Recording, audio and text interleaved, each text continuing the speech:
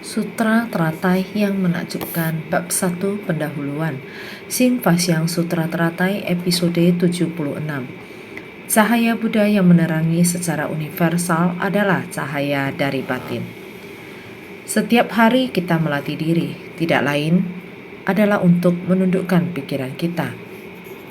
Sifat absolut dari batin adalah sepenuhnya hening abadi. Pancaran cahaya dari seberkas rambut putih di antara kedua alis adalah konvergensi dari cahaya batin. Hendaknya menyampaikan kepada kita semua bahwa setelah Buddha bermeditasi, di antara kedua alisnya memancarkan cahaya. Memancarkan cahaya dari antara kedua alisnya ini juga merupakan salah satu dari 32 tanda agung Buddha. Tetapi setiap orang kita mempunyai sebuah cahaya batin. Cahaya batin pada dasarnya dimiliki setiap orang. Hanya saja batin kita pada biasanya selalu santai dan terpecah-pecah. Jadi cahaya itu tidak dapat terhimpun. Coba lihat, jika kita meletakkan kaca pembesar di bawah matahari, kemampuan dari kaca pembesar itu, begitu cahaya matahari menyinarinya, ia akan menghimpun cahaya sehingga menghasilkan cahaya dan panas. Lihat dengan paparan yang lama, daun kering juga akan terbakar. Ketika kertas yang diletakkan di bawah cahaya yang terhimpun ini juga akan terbakar. Ini menunjukkan bahwa di alam semula jadi ini, selama energi panas ini dapat terhimpun, maka akan menghasilkan cahaya dan panas. Cahaya batin yang kita bicarakan juga sama.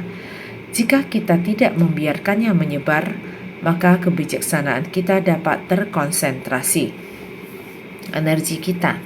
Masing-masing orang memiliki energi.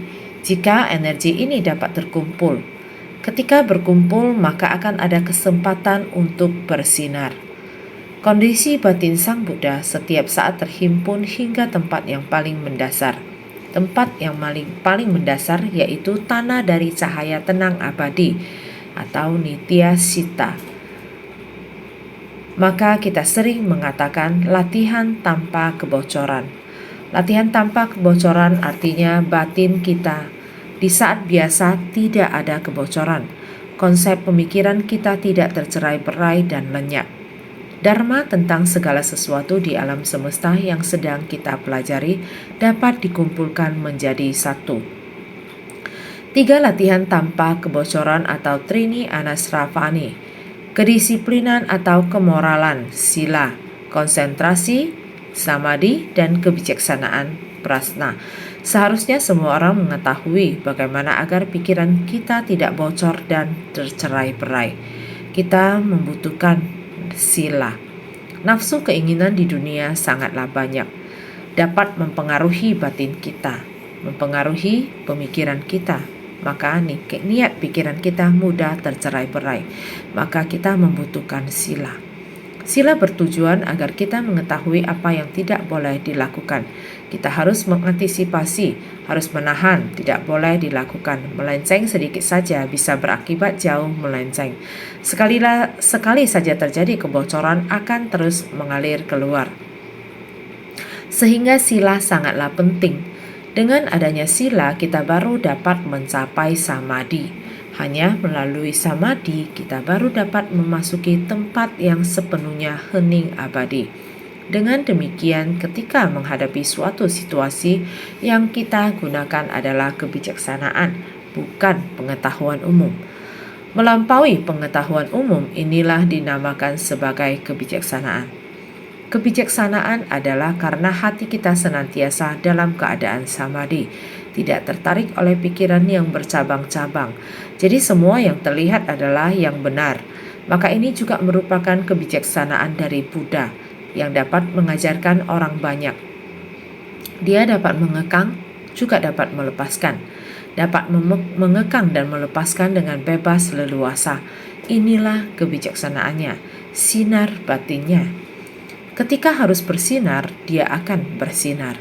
Ketika harus meredupkan, dia akan meredupkannya. Digunakan untuk manusia dalam penyelesaian masalah dan sesuai dengan kapasitas menerima para makhluk.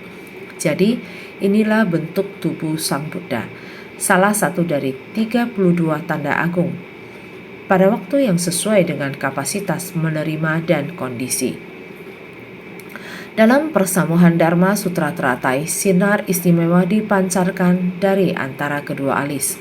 Sesungguhnya pada Rupang Buddha di antara kedua alis memang terdapat sehelai rambut halus yang sangat istimewa. Maka ketika cahaya dari luar datang, cahaya itu terpancar keluar, seolah-olah sinar muncul di antara alis. Inilah yang dinamakan pemusatan. Seluruh kemampuan Buddha terhimpun di sini, maka disebut cahaya batin. Inilah wujud penampilan yang belum dapat dimiliki oleh kita sebagai makhluk awam. Maka kita memiliki batin dan rupa makhluk awam, lalu Buddha memiliki batin Buddha, rupa Buddha. Tentu saja Buddha mengatakan semua makhluk dapat mencapai kebuddhaan. Ini menunjukkan bahwa kita semua juga memilikinya. Hanya saja batin kita kacau dan lenyap, sehingga kebijaksanaan yang seharusnya ada pun bocor dan hanyut. Kesimpulannya, dalam belajar Dharma Buddha kita harus belajar memusatkan batin kita. Gunakan pada saat yang tepat. Jangan membiarkannya kacau saat tidak diperlukan. Naskah selanjutnya mengatakan, pada ketika itu Buddha memancarkan cahaya dari seberkas rambut putih di tengah kedua alisnya, menerangi 18.000 dunia pada penjuru timur. Tiada satu pun yang tak terjangkau olehnya, ke bawah sampai ke neraka Avici, ke atas sampai ke alam surga Akanista. Sutra Teratai Bab 1 Pendahuluan. Nah, paragraf ini menggambarkan bagaimana ketika Buddha sedang meditasi, seberkas cahaya memancar dari sehelai rambut putih di antara alisnya. Sinar itu menyebar hingga ke timur, menerangi 18.000 dunia di wilayah yang luas itu. Semua dapat merasakan cahaya dari Buddha. Tiada satu pun yang tidak terjangkau olehnya, yang berarti cahayanya ada di mana-mana. Tidak ada tempat yang tidak bisa dijangkau. Inilah yang dinamakan cahaya Buddha. Ke bawah sampai ke neraka Avici, ke atas sampai ke alam surga Akanista. Surga Akanista adalah surga tertinggi dalam alam bentuk. Ini adalah tempat tertinggi. Jadi itu menjangkau tinggi hingga ke surga tertinggi alam bentuk dan ke bawah hingga neraka, tempat tergelap. Semuanya dapat merasakan cahaya Buddha.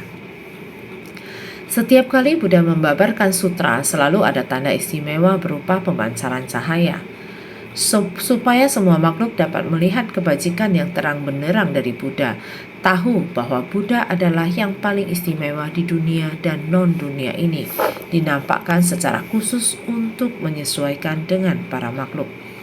Setiap kali Buddha membabarkan sutra, selalu ada tanda istimewa berupa pemancaran cahaya. Setiap kali ketika Buddha akan membabarkan sutra, akan selalu ada tanda istimewa berupa pemancaran cahaya. Ini karena ingin agar semua orang ketika melihat Buddha mulai muncul semacam rasa hormat dan memuliakan. Karena kebajikan Buddha, ciri kebajikan dari Buddha, beliau hanya dengan duduk di sana saja akan membuat orang merasakan keagungan Buddha, bisa meredakan kerisauannya. Akar kapasitas dari para makhluk berbeda. Hanya melihat wujud Buddha saja telah menimbulkan hati sukacita. Dengan sendirinya kerisauan akan bisa dilenyapkan. Ataupun ada orang yang melihat ciri dari Buddha, akan dengan sendirinya timbul rasa bertobat di hatinya. Ada yang ketika melihat Buddha akan muncul semacam hati yang penuh dengan rasa antusias. Ini harus melihat kebajikan dari Buddha.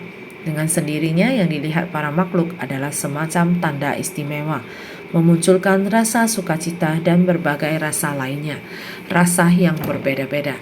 Supaya semua makhluk dapat melihat kebajikan yang terang benderang dari Buddha, tahu bahwa Buddha adalah yang paling istimewa di dunia dan non-dunia ini.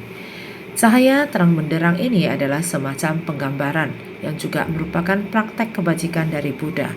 Melihat perawakan dan wujud dari Buddha dengan sangat sendirinya akan bisa mengetahui bahwa Buddha bagi dunia. Dunia berarti dunia, alam manusia ataupun non-duniawi adalah yang paling istimewa. Ajaran yang bersifat duniawi maupun yang melampaui dunia, semuanya dipahami Buddha secara menyeluruh. Lalu apa yang dimaksud dengan ajaran duniawi? Yaitu prinsip kebenaran tentang cara menjalani kehidupan sebagai manusia yang baik. Buddha berkata kepada orang-orang, untuk hidup sebagai manusia yang baik secara sempurna dan utuh, mari kita harus menegakkan 5 sila. Oleh karena itu, untuk dapat menegakkan 5 sila dan bagi mereka yang dapat menegakkan 5 sila, Buddha memberikan bimbingan lebih lanjut, yaitu kalian harus mempraktekkan 10 kebajikan, menegakkan 5 sila dan mempraktekkan 10 perbuatan baik. Semua ini adalah ajaran duniawi yang seharusnya dilakukan oleh setiap orang. Jika semua orang mampu menjalankan 5 sila dan mempraktekkan 10 kebajikan, coba bayangkan, bukankah dunia ini akan menjadi sangat damai dan harmonis? Ketika setiap keluarga memiliki moral dan etika, maka masyarakat pun akan damai dan harmonis.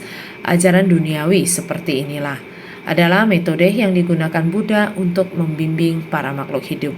Demikian pula halnya dengan 10 kebajikan.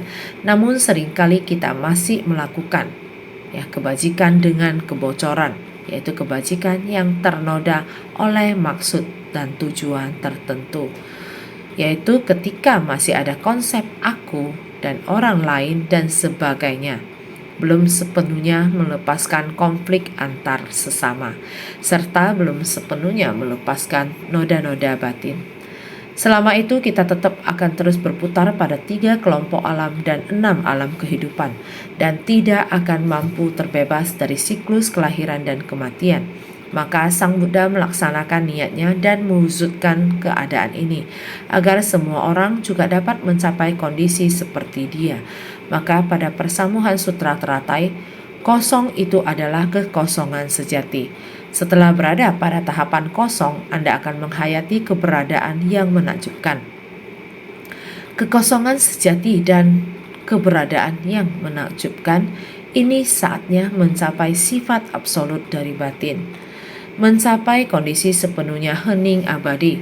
Inilah yang bagi Sang Buddha hal yang paling ingin kita semua memahaminya. Maka itu Sang Buddha memancarkan cahaya dari rambut putih di tengah kedua alisnya, agar kita semua tahu bahwa sutra yang akan dibabarkan sangat istimewa, yaitu mengenai ajaran jalan tengah. Tidak melekat kepada keberadaan, juga tidak melekat pada kekosongan. Maka ini disebut sebagai jalan tengah. Memancarkan cahaya dari rambut putih di antara kedua alis menandakan jalan tengah. Sang Buddha akan membabarkan ajaran tentang jalan tengah. Di dalam samadhi semua orang sudah melihat Buddha, sehingga dapat memahami bahwa Dharma Buddha adalah yang paling istimewa di dunia dan non-dunia.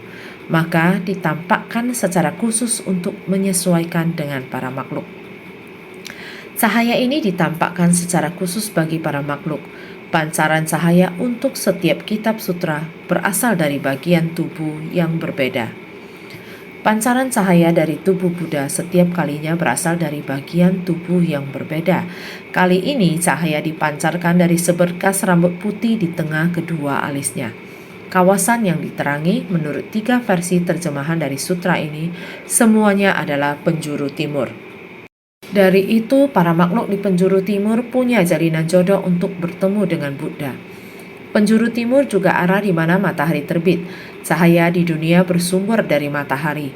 Jadi penjuru timur adalah yang pertama daripada segala penjuru. Penjuru timur adalah tempat di mana semua Buddha memulai praktek benih. Pada kesempatan kali ini, Buddha memancarkan cahaya dari rambut putih di antara kedua alisnya. Hendaknya kita memahami bahwa hal ini sepenuhnya menunjukkan bahwa Buddha sepenuhnya demi urusan duniawi dan melampaui dunia, menyesuaikan ajarannya dengan kemampuan makhluk hidup untuk menyampaikan ajaran tentang jalan tengah dan hakikat sejati. Selanjutnya, pancaran cahaya dari tubuh Buddha setiap kalinya berasal dari bagian tubuh yang berbeda. Pada setiap kali Buddha menyampaikan ajaran, kali ini cahaya dipancarkan dari sebekas rambut putih di tengah kedua alisnya. Kawasan yang diterangi yaitu penjuru timur. Hal ini karena Sutra Teratai memiliki 3 orang penerjemah dengan versi terjemahan yang berbeda, namun yang paling banyak beredar dan digunakan dalam dunia Buddhisme saat ini adalah terjemahan karya Master Kumarajiva. Ketiga keterjemahan sutra tersebut sama-sama menyebutkan arah timur. Cahaya dari tanda rambut putih itu memancar dan menerangi arah timur, menunjukkan bahwa para makhluk di timur memiliki jalinan jodoh dengan Buddha. Dapat dilihat bahwa meskipun orang suci muncul di barat, tetapi Dharma diwariskan dari penjuru timur, yaitu India. Masih ingat bukan perjalanan mengambil kitab suci ke barat? Master Xuanzang berangkat dari Tiongkok menuju India, disebut perjalanan ke barat untuk mencari kitab suci. Namun Dharma ditransmisikan kembali ke Tiongkok. Di seluruh dunia hanya di wilayah timur, yaitu di Tiongkok. Ajaran Buddha berkembang dengan sangat pesat. Oleh karena itu dinamakan bahwa Dharma ditransmisikan ke timur. Penjuru timur artinya adalah cahaya dunia. Matahari selalu terbit dari penjuru timur. Tidak peduli kamu ada di negara mana, matahari tetap terbit dari penjuru timur. Jadi bisa dikatakan penjuru timur adalah tempat ajaran Buddha mencapai keberhasilan. Para makhluk di penjuru timur juga adalah yang paling berjodoh dengan Buddha. Jadi matahari terbit dari penjuru timur. Cahaya di dunia bersumber dari matahari. Dengan adanya matahari, dunia kita baru bisa ada cahaya. Oleh karenanya, bumi kita mengelilingi matahari. Ajaran Buddha menyebar ke penjuru barat. Jadi semua arah memulai disebut penjuru timur. Para Buddha memulai praktek juga dari penjuru timur. Jadi penjuru timur adalah tempat yang benar-benar berjodoh dengan Buddha. Dari angka 18.000, angka 10.000 menunjukkan buah kebajikan dari segala kebajikan yang bulat sempurna. Angka 8 menunjukkan praktek benih dari jalan mulia berruas 8. Tiada satupun yang tak terjangkau olehnya, artinya menerangi secara universal. Ini adalah merujuk pada dunia-dunia pada arah mendatar, ke bawah sampai ke neraka Avici, ke atas sampai ke alam surga Akanista. Ini adalah merujuk pada dunia-dunia pada arah tegak lurus. Jadi 18.000 maharibu dunia, 10.000 adalah menunjukkan kebajikan Buddha yang bulat sempurna, adalah sebuah gambaran begitu luas alam semesta besar. Buddha adalah Sang Mahasadar di alam semesta, oleh karenanya segala kebajikannya agung. 10.000 sama dengan puluhan ribu dunia, begitu luas, kebajikan yang begitu bulat sempurna. Angka 8 adalah menunjukkan jalan mulia berruas 8. Tidak peduli apakah itu ajaran kendaraan besar atau kecil, ajaran duniawi atau non-duniawi, tidak terlepas dari jalan mulia berruas 8 dari 37 faktor pendukung menuju pencerahan. Tiada satupun yang tak terjangkau olehnya. Ini merujuk kepada tempat yang sangat luas. Sinar kebajikan dari Buddha. Sinar dari kebajikannya dapat menerangi. Arti dari menerangi secara universal adalah secara horizontal ataupun vertikal. Sebelumnya pernah membahas mencakup masa lampau, masa sekarang, dan masa mendatang, yakni masa lampau, masa sekarang, dan masa mendatang, atau menembus hingga surga Akanista yang sudah mencapai tahap tinggi. Dunia dengan rupa dapat melihat cahaya Buddha, menembus hingga ke bawah neraka Avici. Neraka Avici merujuk kepada tempat yang paling menderita. Semua ini membuat kita tahu bahwa tempat tertinggi dunia tempat manusia berada. Tempat neraka ini adalah horizontal dan vertikal atau waktu. Masa lampau, masa sekarang, dan masa mendatang menyinari secara merata. Tentu saja merujuk kepada 3.000 maharibu dunia yang universal. Maka neraka Avici merujuk kepada tak berkesudahan. Penderitaan tanpa istirahat. Surga Akanista merujuk kepada puncak dari keberadaan materi, merujuk kepada tempat tertinggi di rupa dhatu. Alam neraka bukanlah tempat yang tetap, bukanlah tempat yang tidak tetap, bukanlah tempat yang tersendiri, juga tidak berbeda dari tiada tempat.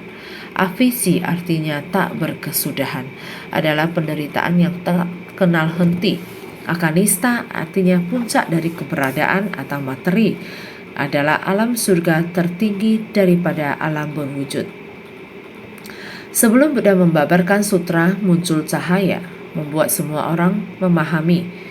Muncul rasa hormat memahami makna Buddha akan membabarkan sutra, menambah energi semua orang.